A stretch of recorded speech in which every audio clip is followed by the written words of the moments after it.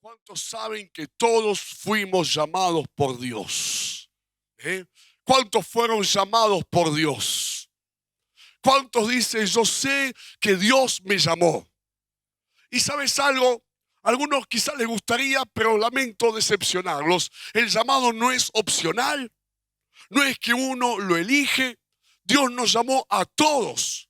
Y por supuesto están los que lo cumplen y los que no lo cumplen, pero el llamado de Dios es para todos. ¿Y por qué, pastor, el llamado de Dios? Muy sencillo.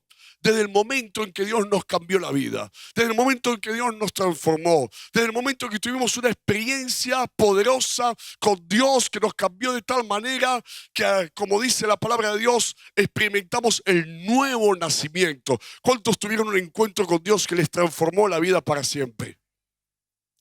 Algunos quizás no levantan la mano porque está cansado o porque quizás no lo experimentó, pero lo cierto, a veces decimos Dios ayuda, Dios te mejora la vida. No, ni siquiera me animo a decirte que Dios te cambia, aunque es un término que usamos comúnmente. Es aún más fuerte, es aún más poderoso. Dios te hace nacer de nuevo. Y no lo digo yo, lo dice la Biblia. Y no lo digo yo, sino que lo dice la experiencia que cada uno de nosotros hemos tenido con Dios. Por eso la Biblia habla de ese cambio tan rotundo, tan fuerte, tan poderoso como el nuevo nacimiento. Porque ya no sos vos, como dice la palabra también, el viejo hombre y la vieja mujer murieron, ya no están. El que está en Cristo, que dice la Biblia, nueva persona, nueva criatura es. Naciste de nuevo, ya no de voluntad de carne ni de voluntad de varón, sino de Dios por la palabra de Dios. ¿Cuántos nacieron de nuevo? Dice, no soy más el de antes, no soy más la de antes. Nací de nuevo. Y si alguno no tuvo esa experiencia poderosa, transformadora, que te da un corazón y una mente totalmente nuevos, lo podés tener. Hoy mismo podés experimentarlo si te animás y te decidís a entregarle tu vida a Jesucristo.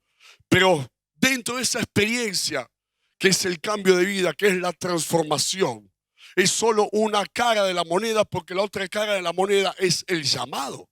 El llamado de Dios. Por eso la Biblia habla de un nuevo pacto. ¿Cuál es ese nuevo pacto? Ese nuevo pacto incluye bendiciones, porque Dios suple nuestras necesidades, Dios hace milagros, Dios está con nosotros, Dios nos defiende, nos bendice, Dios nos perdonó los pecados, Dios tuvo misericordia, Dios nos dio vida eterna. Pero dentro de ese pacto, porque la palabra pacto significa también contrato, no es solamente lo que Dios me da, que es todo, sino también es lo que yo le tengo que dar a Él.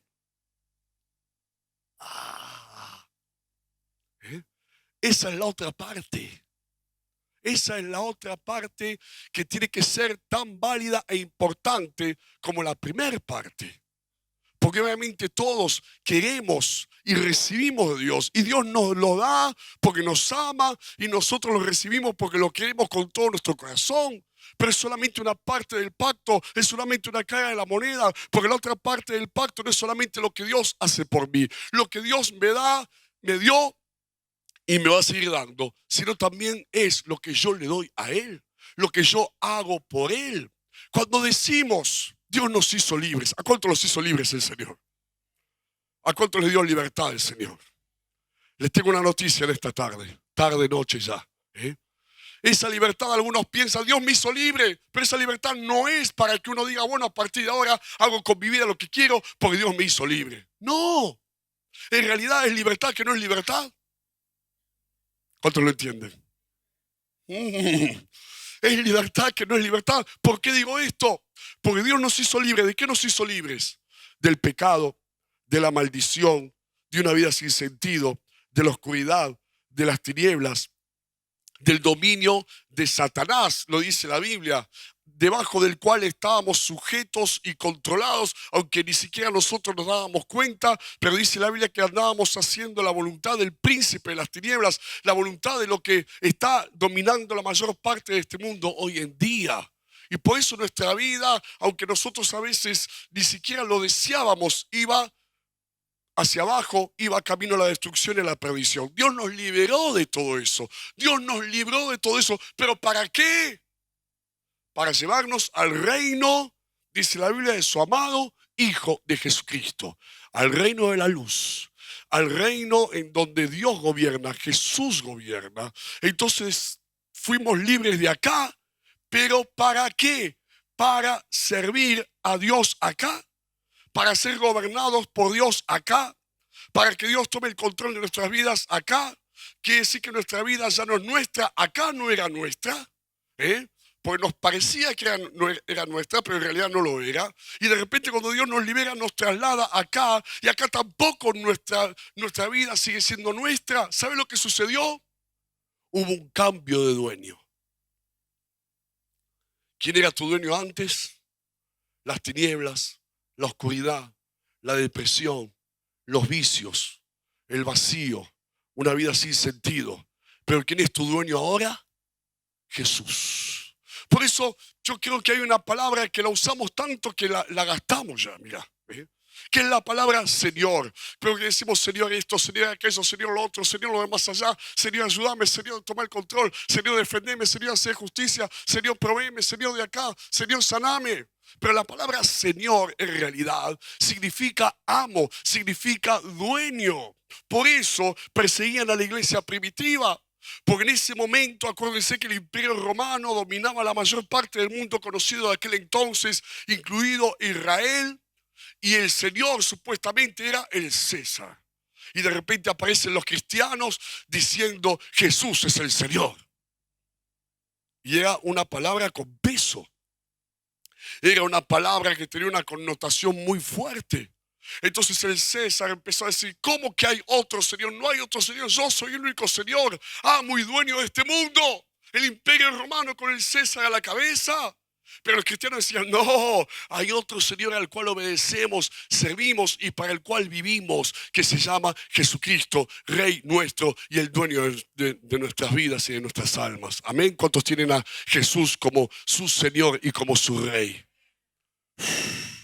Ahora, cuando uno está acá y Dios te libera, Dios te cambia la vida, te salva y rompe esas cadenas que te tienen atado, y te lleva acá a cumplir el llamado, pero uno no lo cumple, uno no lo sigue o no lo obedece y no hace lo que tiene que hacer, ¿sabe dónde te quedas? Te quedas en el medio, porque no estás ni ahí ni acá. Y si tenemos que dividir en dos lo que significa ser cristiano, para algunos ser cristiano significa solamente la parte A, la parte de recibir, la parte de pedir, la parte de orar, la parte de Dios suplir mi necesidad, y se olvidan quizás de la otra parte.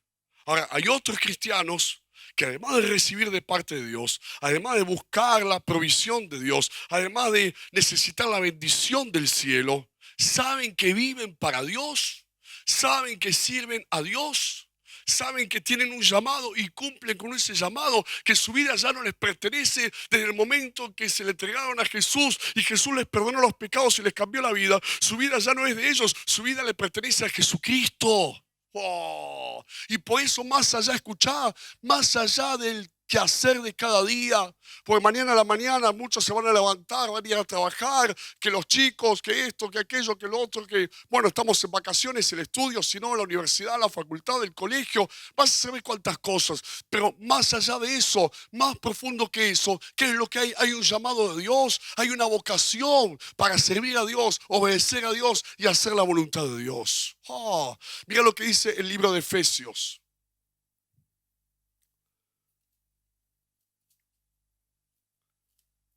Capítulo 2, versículo 10.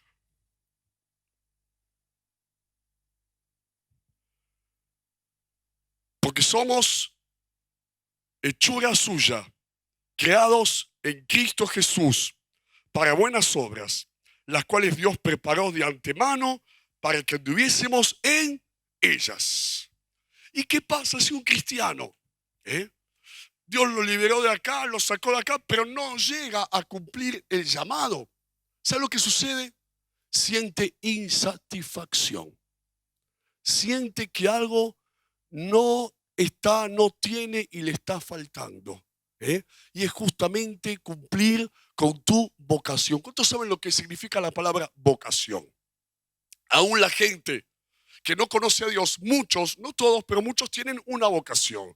Una vocación es cuando alguien desempeña una tarea de forma desinteresada, sin esperar remuneración a cambio. Es una vocación. Lo hacen por amor, lo hacen por pasión. ¿Cuánta gente le quieren encontrar un sentido a su vida más allá de lo laboral, más allá de lo profesional? Y quizás hasta colaboran en alguna ONG, en alguna fundación, en alguna asociación civil. Dice, voy a anotar allí en un techo para mi país y voy a ir a poner el techo a los que no tienen casa. Y van y lo hacen, cobran algo, no cobran nada. Y al hacerlo dicen, qué bien que me siento, hice algo por otro. Eso es vocación.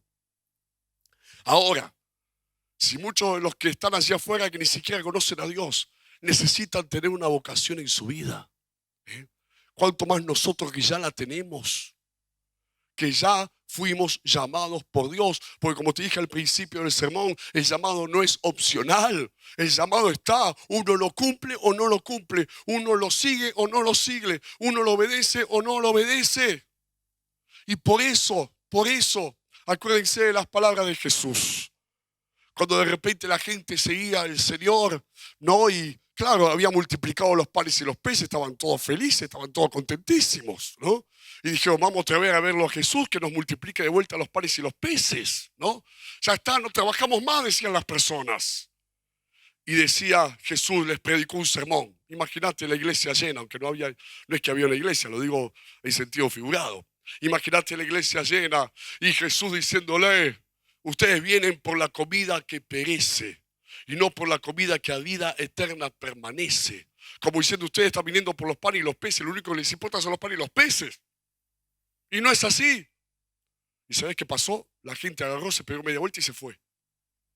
Y Pedro estaba al lado de Jesús. Y dice, oh, se nos vació la iglesia. Señor, te pasaste, se te fue la mano, se te fue la mano, nos quedamos sin congregación, Señor. ¿Cómo vas a predicar eso? ¿Cómo vas a decirle que solamente vienen por la comida, que solamente vienen por los panes y los peces? Mirá, no quedó nadie. Y Jesús que le dice a Pedro, ¿se quieren ir ustedes también? ¿Vas a hacer? ¿Y qué le contesta a Pedro? Señor, ¿a quién iremos? Solo vos tenés palabras de vida eterna. El llamado de Dios.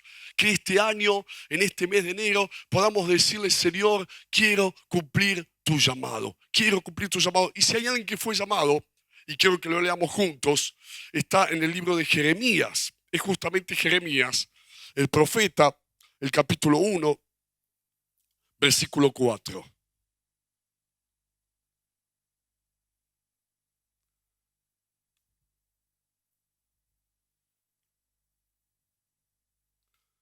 Dice así, vino pues palabra de Jehová a mí diciendo, antes que te formase en el vientre te conocí, y antes que nacieses te santifiqué. La palabra santifiqué significa te aparté, te di por profeta a las naciones. Y yo dije, Señor Jehová, y aquí no sé hablar porque soy niño. Y me dijo Jehová, no digas soy un niño, porque a todo lo que te envíe irás tú y dirás todo lo que te mande. No temas delante de ellos porque contigo estoy para librarte, dice Jehová.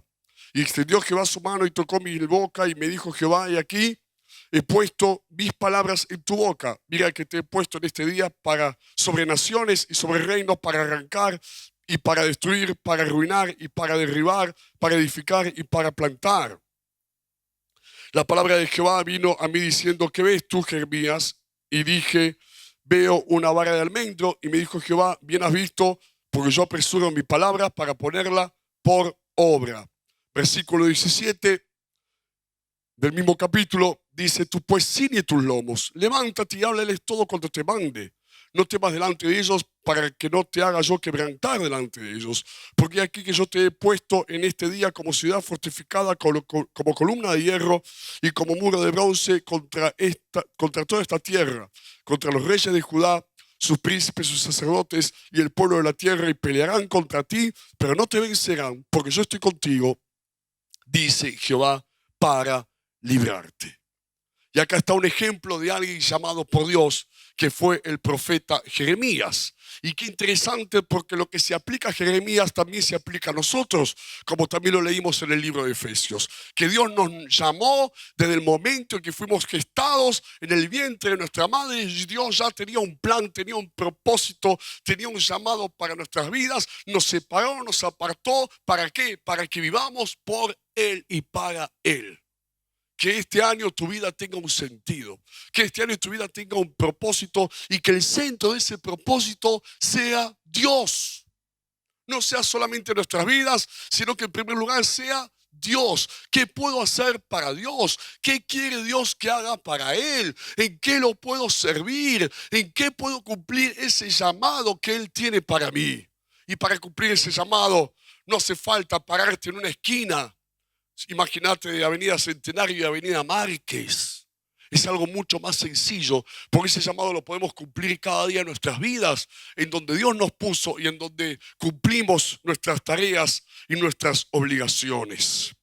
Y mirá qué interesante que Dios lo llama a Jeremías. Y lo primero que le dice Jeremías, en vez de decir, qué bueno, Dios me llamó, al fin. ¿Qué es lo que contesta Jeremías? ¡Ah! No, ¿cómo me vas a llamar a mí? Cuando dice si soy un niño, otra de las traducciones dice soy muy joven y no sé hablar. ¿Por qué dijo eso Jeremías? Pues según la tradición, según los religiosos, según las costumbres judías, nadie podía ejercer el ministerio de profeta si todavía no había cumplido 30 años de edad. Entonces no significa que Jeremías era un niño, sino que todavía no había cumplido esos 30 años de edad requeridos para comenzar el ministerio profético. Y es como que Jeremías, imagínate, por un momento te lo traduzco, le está diciendo, Dios, vos me estás llamando, pero no puedo porque ellos dicen que no puedo. Las costumbres, los demás, los religiosos, la tradición dice que yo no estoy capacitado. Y qué interesante, porque ante el llamado de Dios, Jeremías interpone su razonamiento, que ni siquiera venía de él, sino que estaba influenciado por lo que otros decían y habían establecido. Entonces en ese momento en Jeremías pesaba más sus propios razonamientos que lo que Dios le estaba hablando, que lo que Dios le estaba llamando. ¿Sabes cómo se llama eso? Interferencia. Interferencia. Dios nos llama siempre, pero muchas veces hay interferencia. ¿Qué es la interferencia? Cuando en una comunicación y escuchar la FM 100 ahí, no te escucho, hay una radio sonando, ¿qué me dijiste? No se puede entablar, ¿qué cosa? La comunicación. Entonces Dios te llama y por ahí lo que hay hoy en realidad en tu mente, en tu vida, y no estás cumpliendo el llamado. ¿Sabes por qué? Porque hay una interferencia. ¿Y cuál es la interferencia que más domina a los cristianos? La misma que estaba dominando a Jeremías. Nuestros razonamientos. Nuestros razonamientos. ¿Cuántos? Te digo algo, a lo largo de los años descubrí que hay hasta mentes que ya están entrenadas para dudar.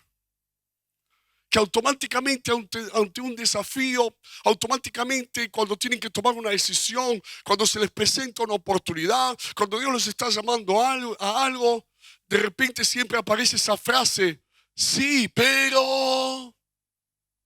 Y sí, puntos suspensivos. Sí, pero si no me sale. Sí, pero si fracaso. Sí, pero si me va mal. Sí, pero si no me alcanza. Esos son los razonamientos, la lógica. Gente que hace cuentas. ¿Cuántos hacen cuentas? Y dicen 2 más 2, 4, no llego a fin de mes porque necesito 10. ¿Cuántos hacen cuentas? Eso es la lógica, los razonamientos. Y no digo que está mal razonar. Dios no nos hizo o no nos creó como robots. Dios nos dio la mente para pensar, para calcular, para hacer cuentas. Pero cuando Dios te habla algo, cuando Dios te llama, se acaba el razonamiento, la lógica y se acaban las cuentas por lo que Dios te está hablando, lo que Dios te está diciendo, lo que Dios te está llamando. Pesa más y es mucho más poderoso que cualquiera de nuestros razonamientos, nuestra lógica o las cuentas que podamos realizar. Amén. ¿Sabes algo? Muchos pierden tiempo haciendo cuentas, razonando, pensando, en lugar de preguntarle, Dios, ¿qué querés que haga? ¿Qué querés que haga, Señor? ¿Qué querés que haga? Y Dios, cuando se lo preguntás, te habla, te muestra, te da la convicción, te da la certeza, te da la seguridad de lo que tenés que hacer. ¡Wow! Y no te vas a equivocar cuando Dios te lo muestra. No vas a errar cuando Dios te está dando y te está mostrando lo que tenés que hacer. Puedes estar seguro de que lo que hagas va a estar bien porque Dios te lo dijo, no tus propios razonamientos o tu propia lógica. Te lo dijo el Señor. ¿Cuánto dicen amén? Por eso, ¿a qué le damos más valor? A lo que nosotros pensamos o razonamos o nuestro punto de vista. Como Jeremías, no, yo no puedo, Dios. Porque aunque vos me estás llamando, los demás dicen que yo no puedo porque no cumplí los 30 años todavía. ¿Eh? Y Dios que le contesta, no digas, soy un niño. Porque a todo lo que te envíe vas a ir y a todo lo que te mande vas a hacerlo. Y me hace acordar a las primeras palabras del apóstol Pablo. Apenas tuvo una experiencia con Dios. Antes de ser el apóstol Pablo, el hombre de Dios que llenaría el mundo conocido con el Evangelio. Y era Saulo de Tarso el que perseguía a la iglesia. Cuando Dios le sale al encuentro, cuando Jesús se le revela allí, camino a Damasco, allí él arriba de un caballo, una luz resplandeciente del cielo lo enseguece, lo hace caer del caballo. Y las primeras palabras ante esa experiencia sobrenatural de Saulo de Tarso, luego el apóstol Pablo, ¿sabes cuáles fueron? ¿Qué haré, Señor? ¿Qué haré, Señor? Y qué lindo en este mes de enero decirle, Dios, ¿qué crees que haga este año? Oh, ¿qué crees que haga? ¿Qué crees que haga? En cada día, ¿qué crees que haga? Ante cada circunstancia, ¿qué crees que haga? Ante cada encrucijada que se nos presenta, y esas son muchas encrucijadas a lo largo del año, ¿no? Decisiones que tomar, pasos que dar. ¿Qué crees que haga, Señor? ¿Cuál es tu voluntad? ¿Cuál es tu llamado? Porque lo quiero cumplir y lo quiero obedecer. Amén. Porque a veces confundimos. Como te dije antes, hay mentes entrenadas para dudar, que automáticamente ante una propuesta inmediatamente le sale esa duda, sí, pero, puntos suspensivos, y sí, ¿no? Y ahí ponen una condición, una circunstancia determinada que los alimenta más la duda y piensan que son precavidos. Pero ¿sabes algo? Una cosa es ser precavido y otra cosa es ser negativo. Algunos no son, algunos no son precavidos, son negativos. ¿Eh? Y siempre están interponiendo ese negativismo. Pero cuando Dios te habla, aunque uno sea precavido, ya no lo aplicamos. Ya no podemos ser precavidos cuando hay una palabra directa de Dios, un llamado directo de Dios para nuestras vidas. La segunda interferencia en Jeremías, 2 veces Dios le dice, no temas, no temas. ¿Por qué le dice no temas? Porque de eso se trataba el llamado. ¿De qué se trataba el llamado? En ese momento en Israel, los sacerdotes, los religiosos, la gente, los gobernantes, ¿saben lo que decían? Está todo bien, vamos bien. Y Dios lo manda a Jeremías a que vaya y les diga él solito a todos, no está todo bien, está todo mal. ¿Te imaginas? Dios lo estaba enviando a ir contra la corriente, por eso tenía miedo. Por eso Dios le tiene que decir, no temas, pelearán contra ti, pero no te vencerán, porque yo estoy contigo para librarte. Andá y decirles la verdad, porque estaban viviendo ¿qué cosa? Una mentira, porque no estaba todo bien, estaba todo mal. Porque estaba todo mal, porque le habían dado la espalda a Dios, habían dejado de buscar a Dios, se habían vuelto los ídolos. Entonces Dios lo manda a Jeremías a decirle que lo que ellos pensaban que estaba todo bien, estaba en realidad todo mal, no era así. Y eso era difícil, no era fácil. Y decime, salvando las distancias, si no es lo mismo que pasa hoy. Porque Dios nos manda, y eso también es el llamado. Y si no vamos nosotros, ¿a quién va a usar Dios para llevar la verdad? ¿A quién va a usar para hacer luz en medio de la oscuridad? ¿A quién va a usar para declarar, decir, corregir, marcar? Esta es la verdad. Esto es lo que es en realidad. Cuando el mundo piensa que va bien y en realidad va mal. ¿Y sabes algo? El sistema, el mundo como sistema, está perdido. El mundo como sistema no tiene esperanza. No lo digo yo, lo dice la palabra de Dios. El mundo como sistema está condenado. Los únicos que tienen esperanza son las personas, la gente. Si escucha por medio tuyo, por medio mío, el mensaje de salvación, de esperanza y de amor de Dios para sus vidas. El mundo como sistema va a ir de mal en peor. No hace falta ir muy lejos para darnos cuenta. No hace falta leer las noticias de China o de alguna otra nación para reconocer que la cosa va bien mal a nivel sociedad. Por eso el mundo como sociedad ya no tiene esperanza. La esperanza la tiene la gente si se vuelve a Dios. Oh. ¿Y quién es el que va a llevar el mensaje? Vos y yo, nosotros. ¿Pero qué mensaje? Como dije muchas veces y no me canso de hacerlo, hoy el mundo llama a lo malo bueno y a lo bueno, ¿cómo le dice? Malo. Y ahí cuando estás en tu trabajo, ahí cuando estás en el colegio, en la oficina o mismo en tu familia y ves la mentira, ves algo que está mal, ves algo que no es correcto, ves algo que no es bueno, ahí es donde cumplís tu llamado diciendo, no, momentito. Esto no es así, esto no es verdad, esto está mal, esto es pecado, esto no se hace de esta manera. No podemos poner una sonrisita complaciente, porque obviamente, o dar vuelta a la cara y hacer que miramos para otro lado, pues justamente eso es no cumplir el llamado. Porque la Biblia dice que somos la sal de la tierra y somos la luz del mundo.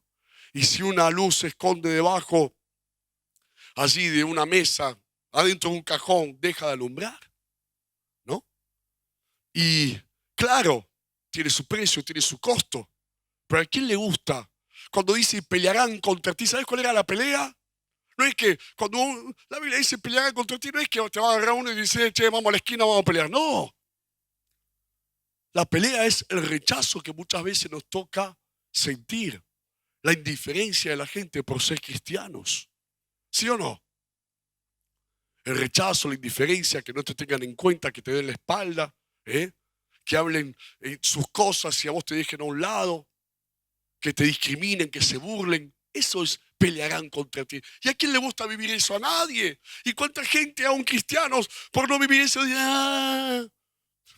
quizás consienten, quizás no hablan lo que tienen que hablar o no marcan lo que tienen que marcar para no sentirse rechazados o discriminados? Aún en tu propia familia, papá, mamá, aún con tus hijos, Dios te puso ahí. Por eso Dios le dice a Jeremías, te he puesto sobre naciones y sobre reinos. No lo puso debajo. A vos y a mí, a la iglesia, no la puso debajo, la puso sobre naciones y reinos. Y eso habla de autoridad. ¿Y sabes lo que implica? La autoridad implica responsabilidad. ¿Cuántos tienen la autoridad de parte de Dios? Alguno dijo, ya allí no levanto nada la mano. Me gustaba la palabra autoridad, pero con esto de la responsabilidad ya se complica. La autoridad implica responsabilidad. Y Dios nos dio autoridad. Por eso dice, te he puesto, ¿dónde? Sobre naciones y reinos.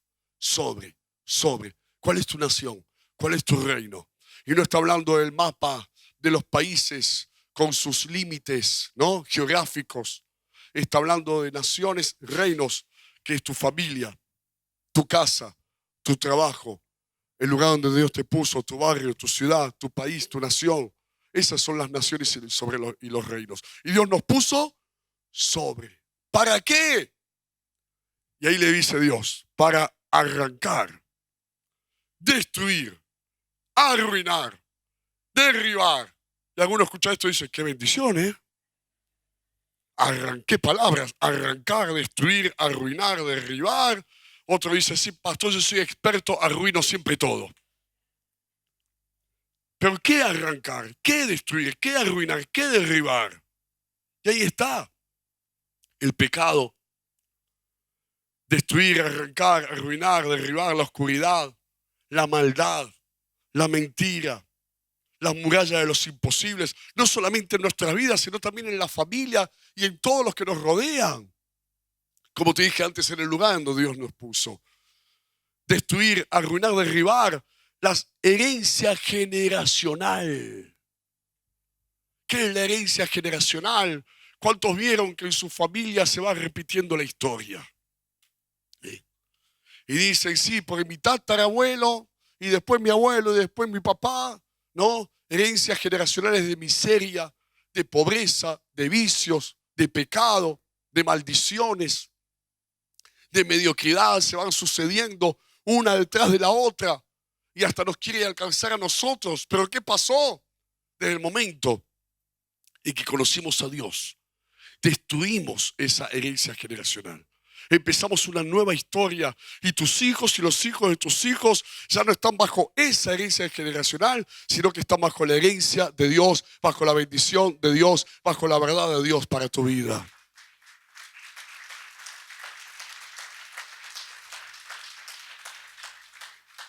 Lo rompimos, gracias a Dios. Se rompió, se quebró, se deshizo. Se destruyó esa herencia generacional. Y yo lo veo en mi propia vida, si pienso en mis antepasados, cómo se fueron sucediendo la historia a lo largo de las generaciones y hasta a mí me alcanzó en una parte de mi vida. Y entonces es como que algo te agarra, te cautiva, te domina y no puedes escapar de esa historia que se vuelve a repetir de enfermedad, de muerte, de tantas cosas, de destrucción, hasta que Dios viene a tu vida. Hasta que Dios sale a tu encuentro. Y arruinás eso. En el buen sentido lo digo. Lo destruís, lo despedazás, lo arrancás, lo derribás y edificás una nueva historia. Cuando miro para atrás, se cortó. Y cuando miro para adelante, veo en mis hijas una generación totalmente diferente. Totalmente distinta para la gloria de Dios. Se rompió la herencia generacional. Y eso es lo que va a pasar con vos. Eso es lo que va a pasar con vos. Eso es lo que va a pasar con vos. Y algunos pueden asentir y decir, sí, lo estoy viviendo, pastor. Lo estoy viviendo, se rompió la herencia generacional. Y cuando habla de edificar, plantar, ¿qué edificamos? Edificamos familias. Edificamos ejemplos de vida. Edificar, plantar, plantamos una semilla y esa semilla tiene que ver con la palabra de Dios, con el ejemplo, no solamente en nuestros hijos o en nuestros amigos, sino en todos aquellos que nos rodean. Estamos plantando y estamos edificando ejemplos de vida. Y como una semilla que plantás, el resultado no lo vas a ver hoy. ¿Cuándo lo vas a ver? Después. Lo que hoy plantás, el fruto, la cosecha de lo que hoy plantás de esa semilla, no la ves hoy. ¿Cuándo la ves? Después. Después. No te van a decir, no te lo van a expresar, pero vos estás edificando un ejemplo de vida que muchos están mirando, están observando. ¿Cómo reaccionás? ¿Cómo actuás? ¿Qué haces frente a la mentira? Hoy estaba escuchando justo un hermano me contaba un testimonio de algo cotidiano de todos los días. Y me decía, fue a un supermercado a comprar lengua a la bailarina, Vitel Toné. Y el Vitel Toné valía como 750 pesos el kilo. Y le pide Vitel Toné al muchacho que lo atiende allí del mostrador. Y claro, pesaba 1 kilo, 750 pesos. Y dice, sácale un poquito. Le sacó y no cambiaba el precio. El peso, 700 pesos el kilo. Sácale otro poquito. Entonces el que lo atendía le vio la cara de desesperación que no le... Y el que lo atendía le dijo, mira, vamos a hacer algo. Agarró, puso, hoy en la mañana me lo contaron, puso bandeja de tergopol en la balanza y el Vitel Toné arriba. Y claro, ahí bajó 200 pesos. Pero ahí había casi 1 kilo. Y le pone el ticket y el hermano estaba ahí. Y dice, no, esto está mal. No podemos hacer esto, le dice. Yo soy cristiano. Y el que lo atiende le dice, yo también. Pero claro, después le dice, pero estoy apartado. Y el hermano nuestro dice, con razón, se nota que estás apartado. La cosa lo trajo hoy a la mañana a la iglesia. Eso es un ejemplo de vida. Eso es un edificar. Eso es plantar una semilla. Y eso trasladalo a toda tu vida, a cada día, a toda tu existencia. Yo me acuerdo cuando apenas me convertí, ustedes saben mi testimonio, yo estaba en las drogas y el drogadicto es muy sectario. El drogadicto siempre se mueve en un núcleo de amigos, ¿no? Comparte ese núcleo, comparte ese grupo de amigos y para el drogadicto los de afuera no existen, no saben nada de la vida y no entienden nada. Y los más vivos y los más piolas somos nosotros que nos drogamos. Esa es la filosofía del drogadicto. Es algo muy cerrado, muy sectario, en donde fuera de ese círculo no existe nada ni nadie. Y de repente yo con ese círculo me movía de acá, íbamos todos para acá y después íbamos todos para allá y hacíamos todos esto y hacíamos todo lo otro. Y eso me daba un sentido de pertenencia, ¿no? Estábamos todos destruidos, pero por lo menos estábamos juntos. Pertenecía a un grupo destruido, pero pertenecía a ese grupo. Cada vez peor. Y de repente Dios me cambia la vida, Dios me transforma, Dios me hace nuevo, me libera de las drogas, de los vicios, de todo. Y claro, ya no hacía lo que ellos hacían, ya no hablaba lo que ellos hablaban, ya no iba donde ellos iban. Y lo primero que empezaron a decir ellos de mí, a mí me decían el francés, mi apodo era ese, me decían entre ellos, el francés se volvió careta. El que entiende, si no después le explico. El francés se volvió careta, decía. Y me hacían a un lado y yo sentía ese rechazo. Como dice acá, pelearán contra ti, pero no te vencerán. Y al tiempo, yo seguí en el camino, seguí firme, no me dejé mover por eso.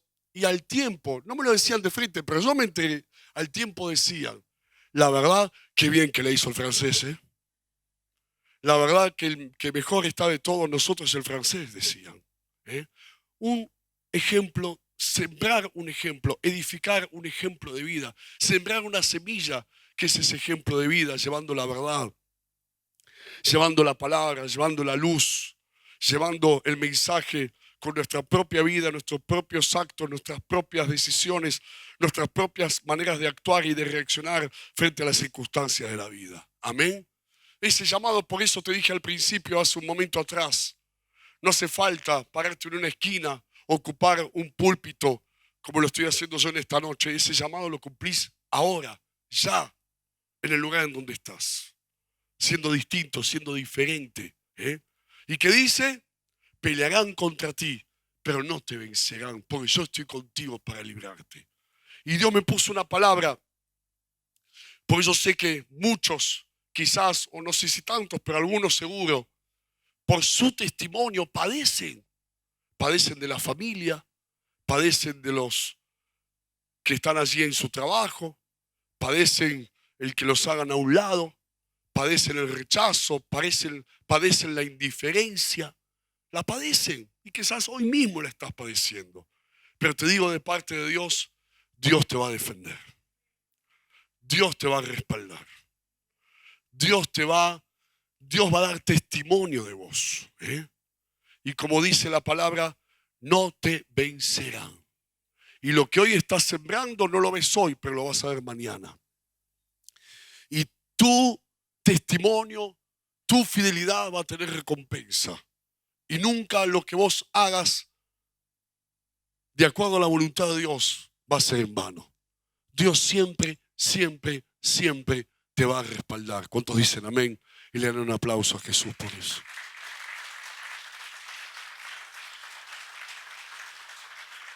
Siempre, siempre.